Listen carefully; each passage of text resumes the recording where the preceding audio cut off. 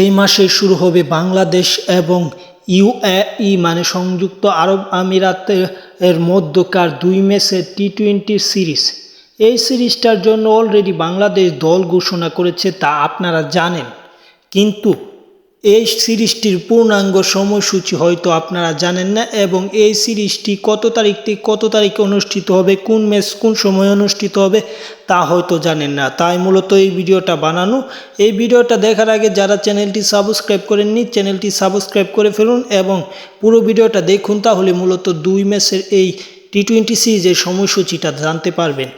২ ম্যাচের প্রথম টি-20টা অনুষ্ঠিত হবে মে মাসের ১৭ তারিখ। মে মাসের ১৭ তারিখ ইউএই এবং বাংলাদেশের মধ্যকার এই ম্যাচটি অনুষ্ঠিত হবে রাত ৯টায়। এটি দুবাইয়ে অনুষ্ঠিত হবে এবং পরবর্তীতে এটি মূলত প্রথম ম্যাচ এবং সিরিজের শেষ ম্যাচ এবং সিরিজ নির্ধারণী ম্যাচ, সেটা তার একদিন বাদে ১৯শে মে অনুষ্ঠিত হবে।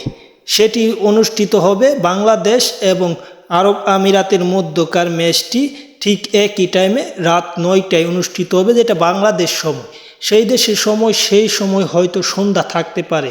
যাই হোক, খেলাধুলার আপডেট পেতে এই চ্যানেল সাবস্ক্রাইবের বিকল্প কিছু নেই।